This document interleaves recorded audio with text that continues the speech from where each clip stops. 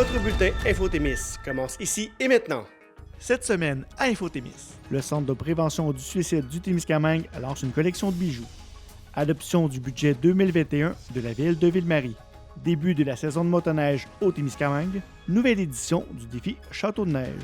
Résultat d'une étude sur les besoins en abattage et sur le marché de la viande de proximité de la région. Un partenariat fort prometteur voit le jour entre la MRC de Témiscamingue et l'UQAT. Et la SADC du Témiscamingue met en place un fonds de soutien pour les commerçants.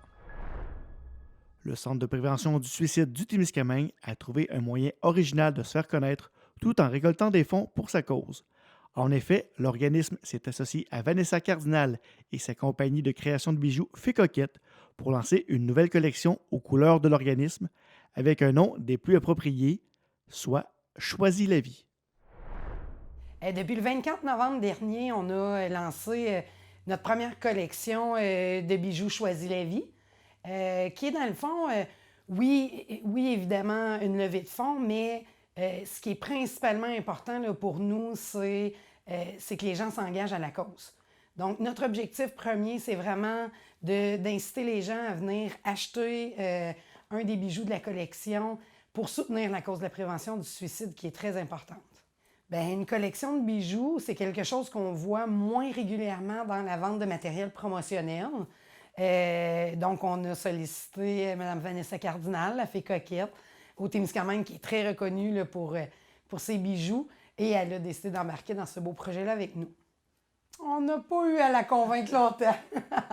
Vanessa, qui, pour ceux qui la connaissent, s'implique toujours dans beaucoup de causes, qui est très ouverte à plein de projets, a embarqué là, très rapidement avec nous là-dedans. Vous pouvez vous procurer l'ensemble de la collection à la boutique Coup de cœur québécois, qui est là parce qu'on s'est fait beaucoup poser la question. C'est une nouvelle boutique au Témiscamingue dans les anciens locaux de la Brassette 101 à Ville-Marie. Donc, on vous invite là, à aller prendre un bon petit café, voir la collection de bijoux. Vous avez 3 variétés de boucles d'oreilles et un collier pendentif. Les boucles d'oreilles sont au coût de 15 $ et le pendentif au coût de 20 $.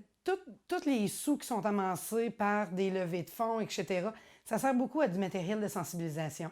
Quand on souligne la Journée mondiale en février, quand on souligne également la Semaine de la prévention du suicide durant la première semaine de février. Donc, par plein de sortes de matériel, hein? Des capsules radio, de la publicité, du matériel qu'on va envoyer dans tous les foyers du Témiscamingue. Ça varie beaucoup là, d'une année à l'autre. Pour nous, ce qui est vraiment important, c'est le soutien à la cause. Depuis des années, c'est véhiculé à travers le Québec au niveau des citoyens qu'il faut prendre une part active à la prévention du suicide si on veut diminuer le taux de décès par suicide qu'on a par année.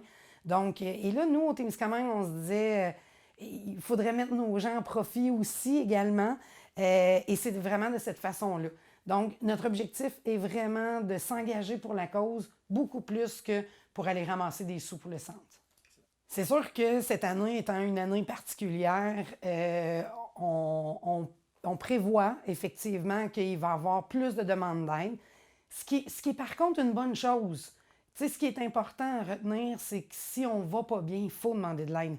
Donc, que les demandes d'aide augmentent, pour nous, c'est bon signe parce que ça veut dire que les gens ont entendu qu'il y a des services qui existent. Mais c'est sûr que, bon, c'est malheureux de penser qu'il y a autant de personnes qui vivent de la détresse. Mais sachez que si vous en vivez de la détresse actuellement, il y a des ressources qui peuvent vous aider. Vous pouvez me rejoindre ici au Témiscamingue en composant le 819-622-7777. Et sinon, là, partout au Québec, vous pouvez composer le 1-866-APPEL. Puis comme je disais tantôt, là, c'est des intervenants 24 heures sur 24 qui vont pouvoir vous répondre. Moi, ce que j'ai le goût de vous dire avant de terminer, c'est si vous vivez une détresse, vous vivez du stress, si un de vos proches vous inquiète, téléphonez au 1-866-APPEL. Demandez de l'aide. Il y a un intervenant qui va être là, qui va prendre le temps, qui va vous écouter, puis qui va pouvoir vous soutenir là-dedans. C'est le 21 décembre dernier que la ville de Ville-Marie a adopté son budget pour l'année 2021. Un budget prudent qui tient compte de la nouvelle réalité de la vie en temps de pandémie. L'adoption de ce budget municipal vise également à conserver tout l'aspect ville de services et de loisirs, créneau mis de l'avant par la ville depuis quelques années. On est très, très, très satisfait. C'est un beau budget. Le conseil a fait un effort particulier cette année dû au COVID, tout ça, pour essayer d'avoir un gel de taxes. C'est pas nécessairement un gel de taxes, dépendant du prix des maisons, mais on n'est pas loin. On est en bas de 1 sur l'ensemble là, des maisons. Donc, c'est 0,61, si je ne me trompe pas. Là, on est en veut pas, c'est notre dernière année de notre mandat. Il nous reste 9 à 10 mois, dépendant de la date des élections. C'est qu'on va essayer d'avancer nos projets là, pour le prochain conseil. Là, Mais le budget fait qu'il y a des réserves de mis en place.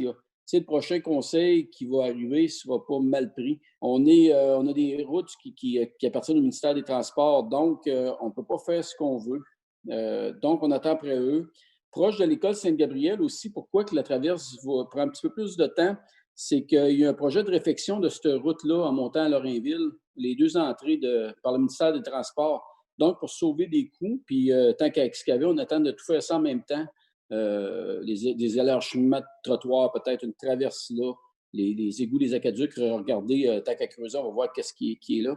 Donc, tu sais, on essaie de mettre ça en commun avec le ministère des Transports pour sauver des coûts pour les citoyens. Et puis, on a le projet piscine aussi qui avance, qui veut pas, nous demande du temps pour la préparation du terrain, tout le côté légal de ce projet-là. Donc, il faut y mettre du temps parce que le comité qui est mis en place, la coopérative, eux avancent vitesse grand V. C'est intéressant, c'est le fun. Donc, il faut être capable de les suivre, de les appuyer puis d'être prêt. Donc, on est là-dessus aussi. Bien, on continue de mettre de l'argent. Nos infrastructures sont vieillissantes. Hein? On le sait, pratiquement tous les édifices sont rendus quasiment à bout d'âge. On pense au centre Gérard-Caron, l'aréna qui a eu de l'argent qui a été mis dessus, les parcs, etc. Donc, cette année, on met beaucoup encore d'argent sur les travaux publics, un camion benne. On remplace divers équipements de voirie, mais on met de l'argent aussi beaucoup au niveau des loisirs encore. Que ce soit nos jeux d'eau sur la nouvelle plage, le projet pilote qu'on a eu l'année passée, on va de l'avant cette année avec pour vraiment installer une plage avec des beaux jeux d'eau. C'est un gros projet qui devrait commencer en mai-juin, aussitôt que la température nous le permet, on commence à travailler pour être prêt pour cet été.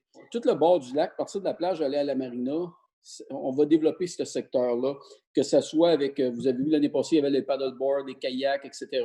On va s'assurer d'avoir du rangement, des abreuvoirs, peut-être des places pour changer les bébés quand les gens vont à la plage. Tu sais, on a été probablement la première marina au Québec à réouvrir avec des mesures extrêmement sévères, mais tu sais, on a ouvert la plage à la dernière minute. Ce projet-là a été poussé à la dernière minute, le projet pilote, parce qu'on s'apercevait que nos gens n'avaient pas d'activité, étaient un peu pris en ville, puis il ne se passait rien.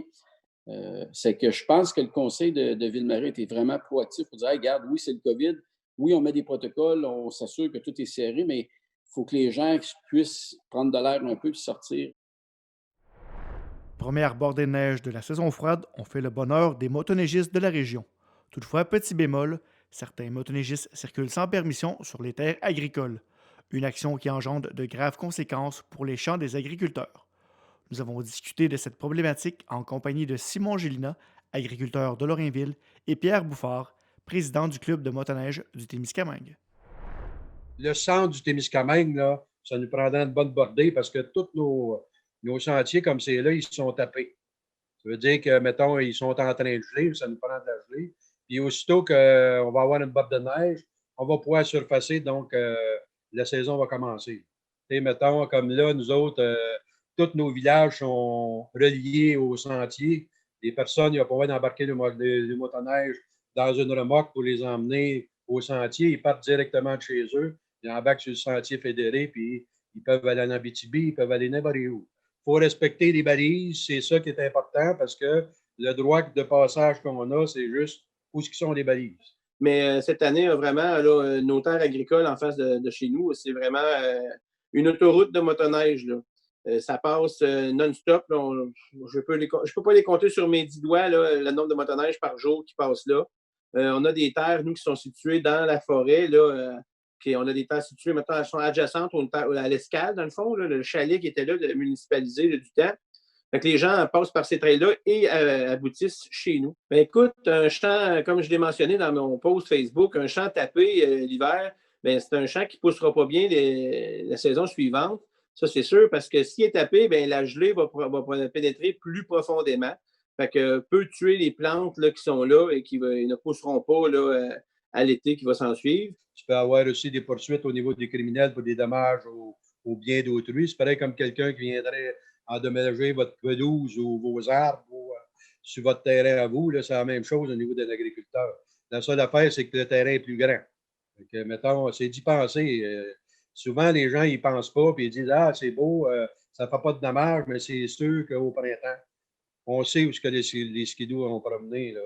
Les agriculteurs, là, ils sont bien, tant qu'à moi, là, sont bien généreux de nous permettre de pouvoir passer chez eux pour s'en aller dans nos sentiers. Là. On essaye de faire de la sensibilisation pour les ramener dans le bon chemin, mais il y a aussi des amendes, mais ça, on n'utilise pas ça souvent, mais si à un moment donné, c'est trop intensif, ben, c'est ça qu'il va falloir faire. Là. C'est une situation qui est vécue par la majorité des agriculteurs, puis c'est vraiment agaçant pour tout le monde. Puis on les voit dans d'autres régions aussi. Il y a des gens qui s'en plaignent de ça. Respectez ce qui se passe autour de vous. Ces terres-là, ils ont une utilité. Il faut en prendre en considération. Le club de motoneige, c'est une entente de gré à gré avec l'agriculteur. Fait que, mettons, il faut bien s'entendre avec lui. On respecte ses conditions. C'est une permission qu'il nous donne.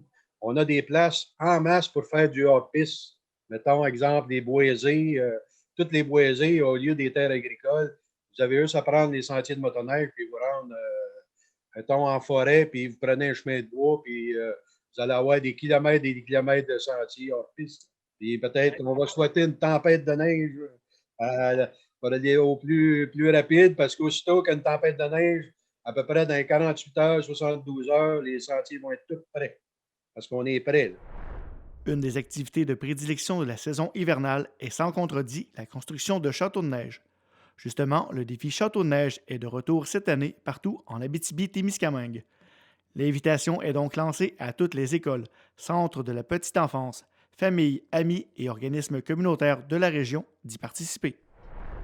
On invite les familles à construire un château de neige. Comme vous voyez ici, je me suis mis la main à la neige avec mon fiston et on a construit un petit château de neige, donc ça n'a vraiment pas besoin d'être une infrastructure ou une œuvre grandiose. C'est simplement pour aller jouer dehors et inviter les familles à sortir. C'est un prétexte, en fait, pour prendre l'air, faire de l'activité physique à l'extérieur pendant la période hivernale. En fait, l'idée est partie de Matagami il y a plusieurs années de ça. Donc, c'était des infirmiers qui ont en œuvre un défi de fort de neige, si vous voulez.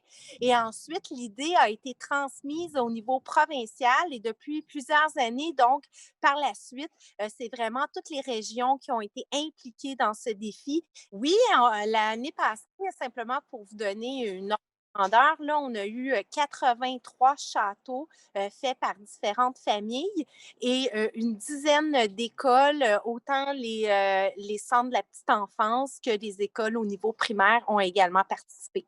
Le plaisir, c'est vraiment de se réunir en famille, de pouvoir jouer avec nos enfants quand on sait que l'activité physique des parents a une incidence directe sur l'activité physique également des enfants. C'est un merveilleux prétexte pour pouvoir aller jouer avec notre famille, nos enfants, s'amuser dehors et pas voir le temps passer, hein, parce que des fois, on se demande un petit peu qu'est-ce qu'on pourrait faire. Et je pense que faire un château, on rentre tout le monde un petit peu dans notre bulle et on a l'impression de revenir un enfant, puis c'est vraiment amusant, puis le temps passe très vite. Les recommandations au niveau de l'activité physique chez les jeunes. Donc, on parle vraiment de façon générale, des 5 à 17 ans, c'est de bouger 60 minutes par jour. Puis de faire un château de neige, bien, ça rentre vraiment dans les recommandations, puis ça facilite l'atteinte de cet objectif-là. Et chez les enfants de 0 à 5 ans, on recommande 3 heures d'activité d'activité physique par jour. Donc, ça limite, ça permet d'avoir une activité qui limite le temps d'écran et qui permet en même temps de prendre l'air. Donc, c'est favorable autant pour les enfants pour diminuer les troubles d'attention, pour avoir un meilleur sommeil, une meilleure concentration et finalement pour se sentir bien. En fait, j'invite la population du Témiscamingue à se rendre au défi châteaudeneige.ca et d'inscrire leur château en cliquant sur Inscrivez-vous.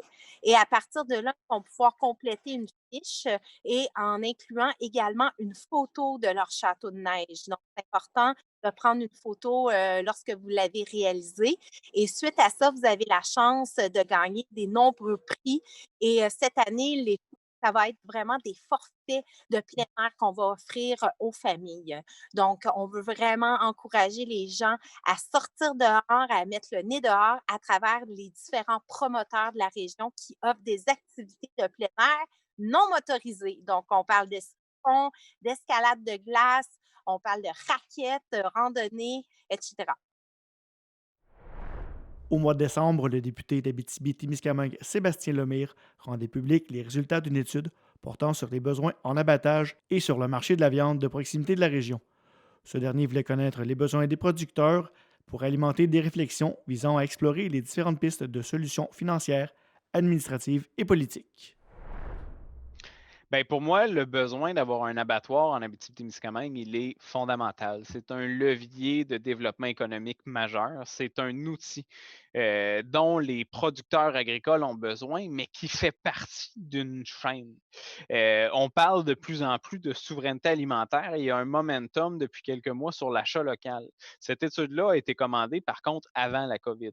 Donc, c'est un constat qui a été renforcé, si on veut, par le contexte de la COVID puis les nouvelles mesures qui sont mises en place. Pour moi, qui a travaillé à l'Union des producteurs agricoles, donc à l'UPA, pendant près de 2 ans, je voyais comment que cet outil-là d'un abattoir est central dans la capacité de développement des entrepreneurs agricoles. La volonté qu'eux ont de pouvoir vendre à leurs voisins dans les restaurants, dans les épiceries, qui est limitée par le fait qu'on n'ait pas d'abattoir de type A, d'abattoir dans la région qui nous permet d'avoir cette vente-là possible. Bien, je voulais avoir des données qui sont modernes, qui sont donc actuelles pour voir est-ce qu'on est capable de renverser la tendance? Est-ce qu'il y a un nouveau momentum? Est-ce qu'on a un nouveau goût pour la viande qui soit différent? Puis en même temps, de lier par une stratégie. Cette stratégie-là, on doit unir la commercialisation.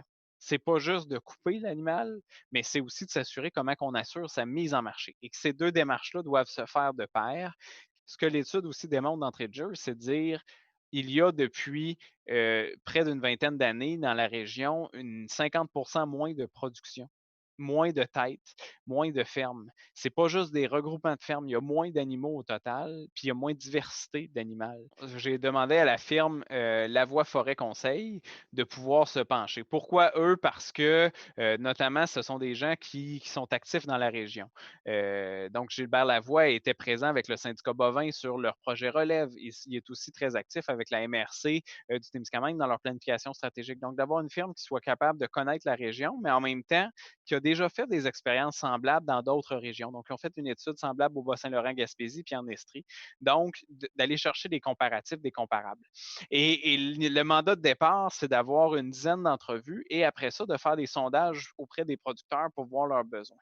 Et l'ampleur des besoins de communication par les entrevues, ils en ont fait 27.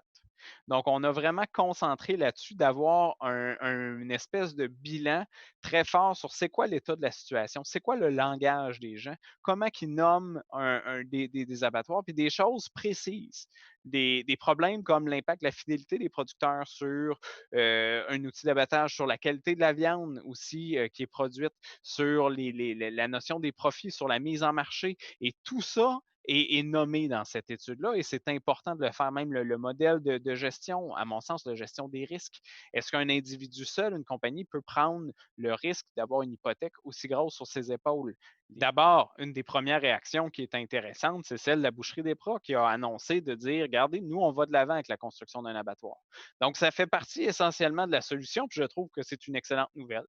Reste à voir comment va évoluer ce projet-là et à quel besoin de répondre, mais sur le fond, moi, je suis très content que DEPRA se lance. Quand on regarde d'autres modèles qui se font à travers le Québec, d'autres expériences aussi à travers le Canada, c'est difficile. C'est très centralisé vers des immenses joueurs qui ont accès à des réseaux de distribution nationales et internationales et eux, c'est eux qui sont priorisés dans les démarches. Comment on fait pour avoir accès à nos épiceries? Ça, c'est un défi qui est de plus en plus difficile aussi parce que c'est des grandes ententes, de grandes chaînes de marché, puis de mettre de l'avant des produits régionaux dans ces épiceries-là, bien qu'il y ait un intérêt de la part du consommateur, c'est encadré, c'est limité par le fonctionnement des épiceries. Donc, comment on fait pour challenger ça? Est-ce que ça passe par des boutiques de proximité, notamment des boucheries, et il y en a dans chacune des MRC maintenant, des boucheries un peu plus spécialisées qui offrent des produits locaux qu'on est capable d'identifier qui proviennent de l'Abitibi-Témiscamingue. Je pense que le consommateur ici en région est prêt, a le goût de payer un peu plus cher pour un produit local de qualité. Et est-ce qu'on a le goût comme région de travailler à travers ces constats-là et d'en débattre et de bâtir un projet? Et c'est ce que je propose en mettant de l'avant une étude comme celle-là. Est-ce que ça passerait par exemple une table agroalimentaire, comme il y a déjà eu dans la région, comme il y a dans d'autres régions? Est-ce que ça sera un food hub, par exemple, comme il se fait aussi ailleurs? Le modèle de Prescott-Russell est ressorti aussi comme étant un modèle inspirant. Et si on se rend compte que, oups, ça doit être autre chose, puis qu'on doit mettre collectivement un peu plus la main à la pâte, puis d'aller chercher plus de données, puis de questionner, puis de travailler sur l'acceptabilité sociale du projet. Puis c'était ça la démarche de dire, bon, mais comment on peut faire en sorte que les producteurs s'approprient ce projet-là et vont demeurer fidèles à un abattoir en Abitibi-Témiscamingue plutôt que celui de Toronto ou d'ailleurs dans la région. Donc, la prochaine étape, c'est pas tant à moi de la dire que pour moi, voici des constats. Et après ça, qu'est-ce qu'on fait avec ces constats-là? Afin de favoriser le développement de l'agriculture biologique et d'autres approches innovantes sur notre territoire, l'UQAT, en collaboration avec la MRC de Témiscamingue, jette les bases d'une démarche d'envergure visant à favoriser le développement de grandes cultures biologiques dans la région. C'est dans les mandats directs de la MRC que sont l'aménagement du territoire, le développement économique et le développement des milieux de vie de qualité. Dans le contexte, on veut le faire aussi avec les partenaires qui sont présents sur le territoire. Alors, on est très fiers de l'annonce qu'on a faite ce matin avec l'UQAT sur un pôle d'excellence qu'on développe en agriculture biologique. On a un climat qui est favorable aux activités agricoles et à une multitude de cultures. On a un climat qui permet aussi qu'il y a des saisonnalités très marquées, donc qui permet un bon contrôle des ravageurs. Et surtout, et ça, c'est à réfléchir pour les 10, les 20 prochaines années, on a de l'eau pour soutenir les activités agricoles. Donc, la première phase pour laquelle on a obtenu le financement, c'est une phase de 3 ans qui se trouvera être une phase préparatoire du projet. En fait, l'idée, c'est de juste mettre une fondation solide avant de débuter les travaux de recherche. Ensuite, la deuxième phase, ce sera effectivement les travaux de recherche qu'on fera avec un réseau de fermes partenaires pour vraiment s'assurer d'un transfert technologique adéquat et de bien être collé sur la réalité des producteurs. En fait, c'est parce qu'on a fait des consultation avant de monter ce projet-là, puis on s'est rendu compte que même les producteurs qui sont présentement en culture biologique, il y a certains aspects pour lesquels ils sont limités au niveau des connaissances. Ils vivent des défis, puis ils n'ont pas des réponses à leurs questions. Fait dans le fond, l'idée, c'est de les accompagner, de pousser la recherche pour être capable d'aller chercher les réponses là où il n'y en a pas actuellement. En même temps, ça va être bénéfique aussi pour les producteurs en conventionnel parce que là, les connaissances qu'on va être capable d'aller chercher au niveau des sols, des changements climatiques, on va être capable de les partager aussi aux producteurs en conventionnel. Fait que c'est des connaissances que nous n'avons pas à l'heure actuelle, qu'on va être capable de découvrir et de partager aux producteurs de la région. L'agriculture biologique, dans les 15 dernières années, le marché, la demande pour les produits biologiques sur les marchés, ça augmente de 10 à 30 % par année. Alors, on est face à un marché, on peut produire et on est face à un marché où on n'a pas besoin de faire la promotion de produits, on n'a pas besoin de développer le marché. Il est là, le marché. Il y en a de la demande pour ces produits-là. Nous, on va accompagner par tous les moyens possibles le déploiement de ce type d'agriculture-là et de toutes les agricultures innovantes, comme je le disais, nouveaux modes, nouvelles formules de gestion, nouveaux modes de propriété, les nouvelles cultures. On veut être à l'avant-garde du développement de l'agriculture. Et on l'a vu avec la dernière pandémie, la crise qu'on a vécue depuis le mois de mars, la production de proximité, l'aliment de proximité. le contact un peu plus personnel qu'on a avec les producteurs de chez nous, il devient très important pour les consommateurs. Les gens le recherchent. C'est un bon moment là, pour embarquer dans la vague et puis être innovateur avec des projets de recherche qui vont pousser les expériences et les connaissances. On a un milieu de vie qui est très favorable à l'initiative et à l'innovation. On a un bel avenir agricole devant nous et ça, j'en suis très fière. La SADC du Témiscamingue a mis en place un fonds de soutien pouvant être utilisé par les commerçants, artisans et entrepreneurs du Témiscamingue afin d'accélérer la mise en place de sites web transactionnels, une tendance mondiale qui prend de plus en plus d'ampleur. Tous les détails en compagnie de Louis Kirouac, chargé de projet dans ce dossier. La campagne d'achat local, c'est que effectivement, l'achat en ligne, elle se développe, c'est exponentiel. Le montant d'argent qui est dépensé en ligne, il ne cesse de croître et d'une façon importante. C'est sûr que une des grandes forces qu'on a, une des belles aides qu'on a, c'est que la SADC offre quand même des sous, offre quand même de l'accompagnement, de l'aide financière pour être capable de dire à ces gens-là, allez-y. OK? Donc, si vous voulez bâtir un site Internet, on va vous donner jusqu'à un montant de 3 000 $ pour vous aider justement dans ce processus-là. Ensuite de ça, on donne aussi des sous pour accompagner les gens une fois que le site Internet est fait, parce qu'il y a un peu de coaching à faire avec ça. Tu sais, pour savoir, on fait ça comment on travaille avec ça. Le matin, qu'est-ce que je fais avec ça? Bon, tout ça. Il y a un peu de coaching à faire avec ça. Donc, il y a aussi une partie qu'on est capable d'aller jusqu'à 2 000 $ d'aide là-dedans. Tous les gens disent, ben là, moi, j'ai-tu intérêt à faire ça? Il faut qu'ils analysent leur situation aussi. Et c'est là, justement, qu'on est capable de donner un coup de main pour l'analyse de tout ça, pour savoir de quelle façon on va le faire. Et après, une fois qu'on a un site Internet, ben, il faut le commercialiser aussi. Donc, ça aussi, il y a de l'aide là-dedans qu'on est capable d'apporter. Je pense qu'il y a certains commerçants qui n'ont pas fait ce virage-là. On les informe que présentement, c'est possible et que présentement, on doit être en ligne, okay, pour offrir nos produits et services. Alors, on les informe de ça. Moi, mon travail, c'est d'être capable de parler à ces gens-là. Premièrement, des informer via les médias. On utilise beaucoup les médias, dont vous, et pour les informer de ça, que ça existe et que maintenant, il y a de l'aide disponible pour être capable de le faire. Maintenant, et de démystifier ça un petit peu aussi. Pour certains, il y en a plusieurs qui ont porté des réflexions, ils vont dire, ouais, c'est peut-être pas le moment. Pour certains, il y en a qui disent qu'ils sont en manque de personnel, il y en a qui ont des pénuries de personnel, comme partout ailleurs au Québec, là, on ne se le cache pas. Sauf qu'à partir de là, moi, mon travail, c'est d'être capable justement de les convaincre, de dire, oui, il y a de l'espace justement pour vous autres à l'intérieur il y a des fonds disponibles pour vous permettre d'explorer cette veine-là. Je pense que c'est important de le faire. Ne serait-ce aussi que d'utiliser les médias sociaux. Tu sais. Bon, les gens qui disent, OK, parfait, je suis sur Facebook. Mais quand on va voir le Facebook de certains commerçants, on se dit, il y aurait peut-être intérêt maintenant à être davantage utilisé ou mieux utilisé. Donc, ça aussi, il y a de l'aide à apporter de ce côté-là. C'est les genres de trucs qu'on est capable de faire. Actuellement, il y en a un qui s'appelle achatlocaltémis.com. Donc, là-dedans, il y a déjà des commerçants qui sont en place. Donc, tous ceux qui auraient des sites Internet transactionnels, c'est une espèce de site qui regroupe beaucoup de commerçants qui disent, OK, parfait, je cherche dans la décoration, je m'en vais dans tel site comme ça, je trouve les commerçants qui offrent des produits en ligne, alors je clique sur leur site et je m'en vais là. Tu sais, vous comprenez? Donc, il y en a déjà quelques-uns qui sont là, mais la plupart du temps, il faut qu'on soit référencé souvent, parce que ça, c'est là aussi qui est le choix. Moi, je tape sur Google, je vais acheter produit X, Témiscamingue, ou Ville-Marie, ou Gig, ou peu importe.